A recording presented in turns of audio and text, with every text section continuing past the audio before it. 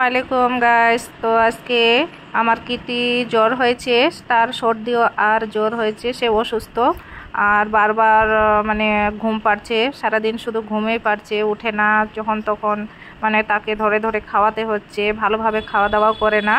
তোমাদের বাড়িতেও যদি সে আমার মতো বিড়াল থেকে থাকে তাহলে তোমরাও এটা মানে বুঝতে পারবে, যখন তারা অসুস্থ হয়ে পড়ে, জ্বর সর্দি কিছু হয়, তখন তারা কি করে সব সময় সারা দিন ঘুমিয়ে থাকে, এক জায়গায় লুকিয়ে ঘুমানোর চেষ্টা করে আর খাওয়া দাওয়া ছেড়ে দেয়। তো আমার কিট্টিও তাই করছে, ও একদম খাওয়া দাওয়া করছে না আর সারাদিন শুধু ঘুম পাড়ছে, ঘুমিয়ে থাকছে।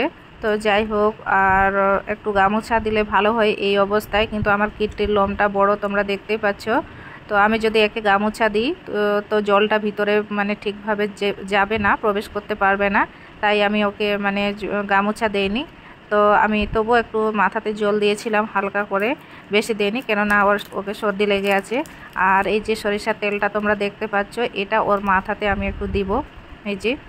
আর আমার বিড়ালটা কিন্তু অতিরিক্ত চঞ্চল, তো তোমরা দেখতে পাচ্ছ কিভাবে নিস্তেজ অবস্থায় ও শুয়ে আছে। তো আমি একটু এর মাথাতে সরিষার তেলটা দিচ্ছি, যেমন আমরা মানুষেরা সর্দি হলে আমরা হাতে পায়ে তেল দিই, সরিষার তেল দিই, মাথাতে দিই, বাচ্চাদের, বড়োদের। তো সেরকমভাবে আমিও এই বিড়ালটার মাথায় একটু দিয়ে দিলাম, যে কিছুটা যদি সর্দিটা টেনে নেয়। তো এই যে ওর মাথাতে আমি দিয়ে দিলাম। তো গাইস, তোমাদের বাড়িতে এরকম যদি বিড়াল থাকে আর যদি এরকম অসুস্থ হয়ে পড়ে, তো তোমরাও চেষ্টা করবে এইভাবে।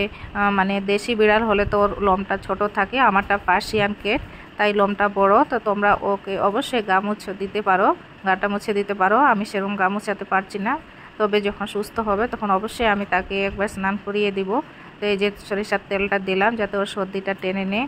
ও ভীষণ, ওর শরীরটা খারাপ, মানে তাপমাত্রা, গায়ে যতটা তাপমাত্রা থাকে তার থেকে তার তাপমাত্রাটা বেশি লাগছে, হাত দিচ্ছি তো, তাই ভাবলাম একটু সরিষার তেলটা দিয়ে দিই যাতে সুস্থ হয়। আর আমাকেও ভালো লাগছে না, ও এইভাবে অসুস্থ হয়ে আছে, তো আমাকে ভয় করছে। তা আমি এটা দেখছি, যদি সুস্থ না হয় এতে 2-4 দিন দেখবো, তো তারপরে আমি একে ডক্টরের কাছে নিয়ে যাব। তো বন্ধুরা, তোমাদেরও যদি বিড়াল থাকে তো তোমরাও এইভাবে একটু মাথাতে মানে তেল দিয়ে একটু ট্রিটমেন্ট করার চেষ্টা করবে। তো বন্ধুরা, আমার এই ভিডিওটা কেমন লাগলো তোমরা অবশ্যই কমেন্টে জানাবে, আর আমার চ্যানেলটাকে তোমরা প্লিজ সাবস্ক্রাইব করে দেবে। বাই, ভালো থাকো, সুস্থ থাকো।